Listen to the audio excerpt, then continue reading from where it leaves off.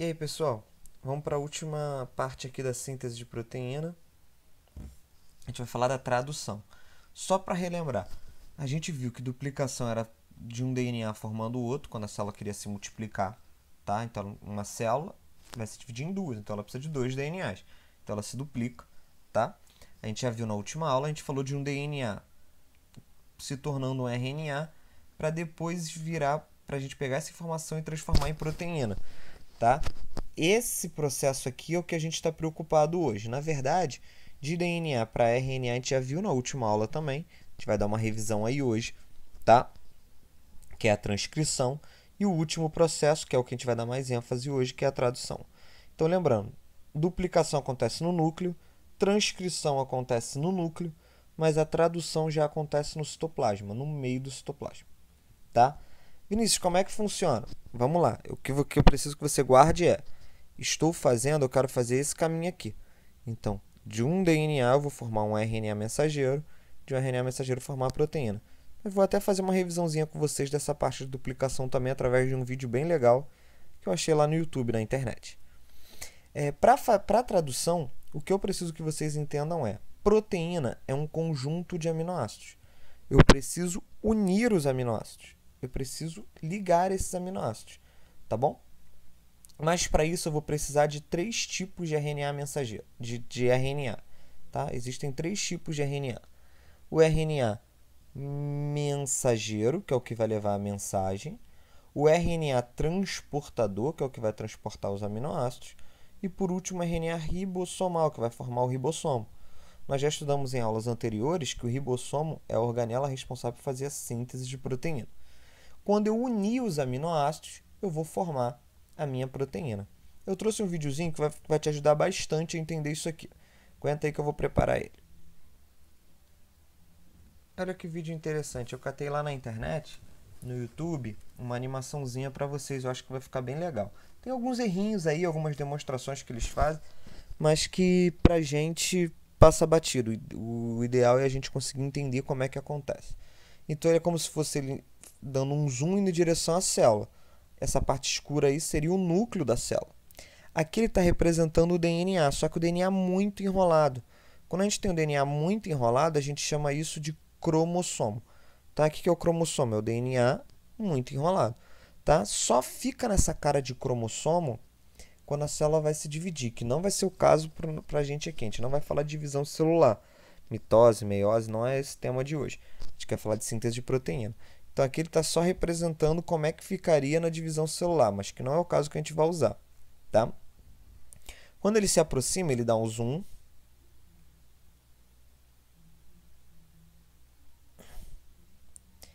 Ele está dando um zoom aí. Ó. Nesse zoom, ele está te mostrando que o DNA fica todo enrolado. Na verdade, que tem proteínas que o DNA se enrola, chamada de histonas. Galera da faculdade que estuda isso aí, pra gente no ensino médio não é tão importante. E aí ele está te dando um zoom maior e te mostrando a dupla fita de DNA. Formato alfa-hélice, né, que a gente diz. O T ligado com A, o C ligado com G. Então, a tia Ana gosta de cana. Pode ser tia Ana gosta de chocolate, pode ser uma opção de coisa. Tá bom? Mas a gente usa o tia Ana gosta de cana porque dá uma rimadinha, Ana com cana. Tá? E aí, seguindo. Agora ele vai fazer um processo chamado de duplicação. Vinícius, você não falou que a gente dá síntese de proteína? Precisa fazer a duplicação para a síntese de proteína? Não precisa. Mas por que você vai mostrar? Porque só para a gente relembrar da última aula, tá? Como é que acontece e ilustrar a última aula. Mas não precisa desse pedaço para síntese de proteína. Olha que interessante. Uma enzima vem separando as fitas, expõe as bases, vem uma nova enzima chamada DNA polimerase e ela vai polimerizar, ou seja, sintetizar. Como? Aonde tem o C, ela coloca o G, onde tem o T, ela coloca o A. Tá vendo? E assim sucessivamente. Tia Ana gosta de cana. Até o final de um lado, até o final do outro. Só que, no final, concorda comigo que essa fita aqui vai estar ligada a essa? Então, eu vou ter a união de uma fita velha com uma fita nova. Uma fita velha com uma fita nova. Essa fita velha a gente chama de fita molde, fita nova recém-sintetizada. Então, como vai ter uma fita molde com uma recém-sintetizada, a gente diz que a duplicação é do tipo semi-conservativa, tá bom? Seguindo o videozinho. Ela pode consertar possíveis erros de mutação, tá? Alguns erros podem passar. Aí são os fragmentos de Okazaki, mas isso aí é matéria mais para o pessoal do ensino médio. Da faculdade, perdão, não é do ensino médio. Aí seguindo, agora sim ele vai demonstrar o processo de síntese de proteína, tá? Agora que vai começar o processo de síntese de proteína, ou seja, primeiro eu vou fazer a transcrição, que vai ser a primeira parte, depois vai fazer a tradução. Transcrição de um DNA formar o RNA. Agora é a aula de hoje. Se bem que a gente já viu até a transcrição na última aula. Vai selecionar um pedaço do DNA, não é o DNA inteiro, vai ser só um pedaço. E ele vai escolher esse pedaço a gente chama de gene, e ele vai vir uma enzima chamada RNA polimerase, porque agora eu vou polimeralizar um RNA, e ela vai fazer as mesmas ligações. Só que em vez de ser onde tem o A ela colocar o T, onde tem o A ela vai colocar o U. Então vai ficar U ao como gosta. Beleza? Que era aquela segunda parte do macetinho. Então, U com A, C com G. E ele vai até o final. Ah, Vinícius, e o T? Não tem T no DNA. Onde tiver o T aqui nessa parte de baixo do DNA, ele vai colocar o A. Mas onde tiver o A, ele vai colocar o U. Não tem T no RNA. Tranquilo?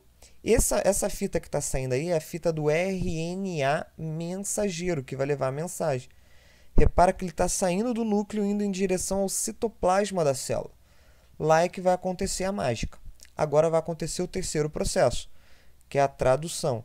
Vinícius, na última aula você falou que tinha um processamento do RNA. Tem. A gente vai retirar a parte inativa, que a gente chama de introns, e unir as partes ativas, que a gente chama de exon. Mas isso o meu videozinho não demonstra, tá? O que é interessante? Essa gosma aí é o ribossomo. O ribossomo ele é formado pela RNA ribossomal e algumas proteínas. É uma organela que tem função de sintetizar a proteína. E proteína é um conjunto de aminoácidos, que nem eu já falei no começo do vídeo. O que é importante, cada trinca no RNA mensageiro, cada trinca, ou seja, cada 3 letras, a gente chama de códon. Códon, de código.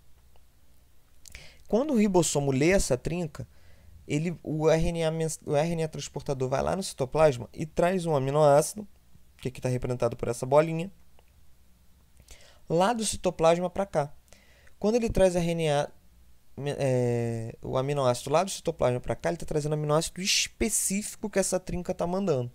E ele vai se unir. Para ele se ligar, se aqui for o C, aqui vai ter que ser o G. Se aqui for o A, aqui vai ter que ser o U. Se aqui for o C, aqui vai ter que ser o G. E assim sucessivamente. Tá bom? Então, se aqui é o códon, a trinca no RNA mensageiro, a gente chama de códon. No RNA transportador, a gente chama de anticódon. E ele vai unir. Depois ele vai dar uma chegadinha para o lado e vai ler a outra trinca. Vai vir outro RNA transportador com outro aminoácido específico que essa trinca aqui está pedindo. E vai se ligar, trazendo outro aminoácido. Se ligou. Aí o que o ribossomo vai fazer? Vai unir os aminoácidos. Esse RNA transportador vai dar um rolé e ele vai dar uma chegadinha para o lado. Chegou para o lado, vai ler a próxima trinca. Próxima vai unir os aminoácidos para formar a minha proteína. Depois você vai embora, vai chegar ao próximo. E assim sucessivamente. Um conjunto de aminoácidos formou a minha proteína. Vinícius, é sempre até o final? Não, galera, nem sempre é até o final. Na verdade, o comum é que não vá até o final. Mas foi a maneira que o vídeo conseguiu demonstrar que acabou. A gente vai ver como é que acaba direitinho. Na verdade, as três últimas letras, ou seja, o último códon, vai ser um códon de terminação para falar que parou. E essa proteína vai seguir o caminho dela. Pode ser usada na mesma célula ou usada fora da célula também. Pessoal, agora é o ponto-chave da nossa aula, é o ponto alto da nossa aula, tá? Por quê? Porque nós já conseguimos descobrir que cada códon quer dizer de proteína, vai trazer qual aminoácido, tá bom? A gente já conseguiu achar todos esses códons e nós tabelamos eles, que é chamada tabela de códons. E aqui é o joguinho de batalha naval. Batalha naval é batalha naval. Olha que legal. Vou pegar aqui uma tinta qualquer. Vamos supor que ele procure o código A. Nossa, aqui A. Beleza? Eu quero saber o que o códon AAA, qual é o aminoácido que ele vai trazer para a minha proteína. Como é que eu faço isso? Mole. Primeira base no códon, base A. Então quer dizer que ele estaria em qualquer um lugar dessas trincas aqui. Tá bom? Então, ó, quando eu digo que a primeira base é A, eu vou procurar a primeira base sempre aqui assim na esquerda. Então poderia ser qualquer um desses. Foi? Segunda base qual é? Ah, Vinícius, A. Você só escolheu A. Beleza, para ficar mais fácil, né? Vou procurar a segunda base aqui, ó. Segunda base no códon. Segunda base é A. Opa, qualquer um desses aqui. Nossa, qualquer um desses aqui. Concorda que é aqui que eles se encontram? Aqui em interseção entre eles. Beleza? A última base qual é? Pô, Vinícius, A. A terceira base eu vou ver aqui no cantinho, ó. A. E eu vou unir esse A até lá a interseção. Opa, achei. Vai ser o lis, de lisina. Vinícius, eu preciso gravar o que cada trinca dessa quer dizer? Não. Eu preciso gravar a tabela? Não. A única que eu vou te pedir para você gravar é o A ou G. Se a gente for fazer junto, ó. A, segunda base, U, terceira G, que é a metionina. Tá? A metionina é sempre o códon de iniciação. Sempre vai começar por ele. Tranquilo? Vamos ver então se vocês entenderam.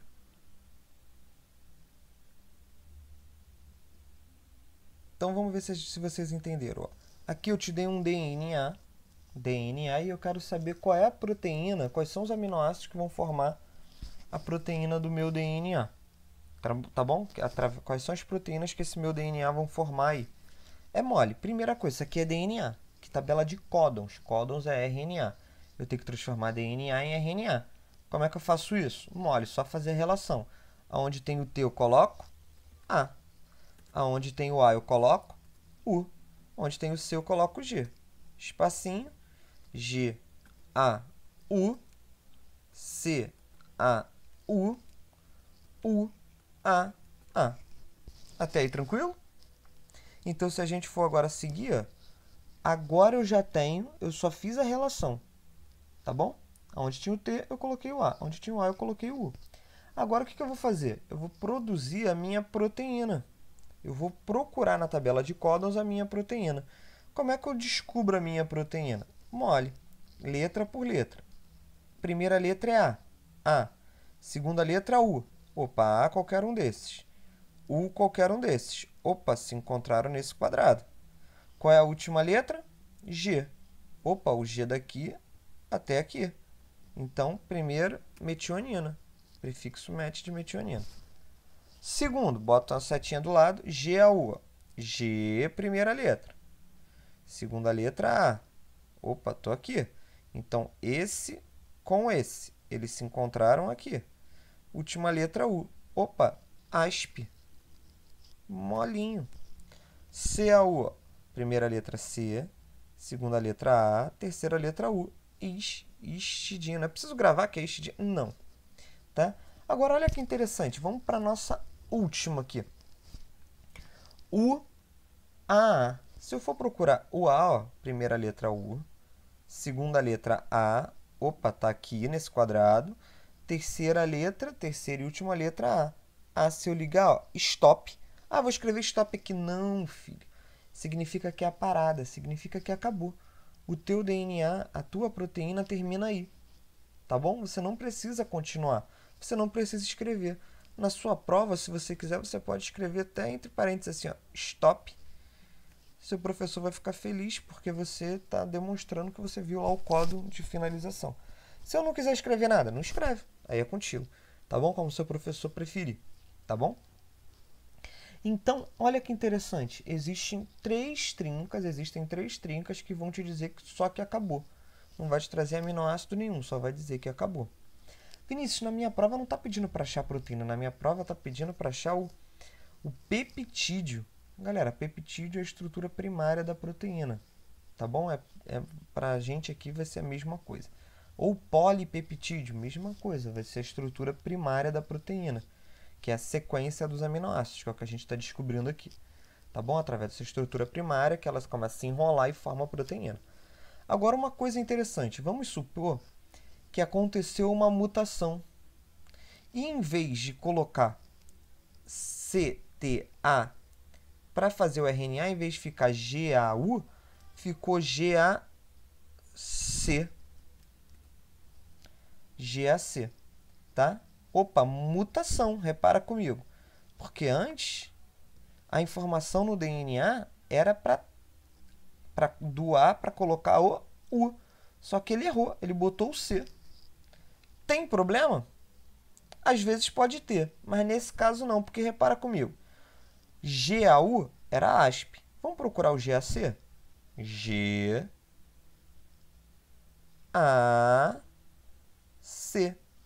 ASP também. Caraca, Vinícius, maneiro. Então, tanto GAU quanto GAC formam ASP. O aminoácido ASP, né? O aspartato. Vinícius, o que eu vou fazer? O que isso significa? Significa que o código genético é degenerado.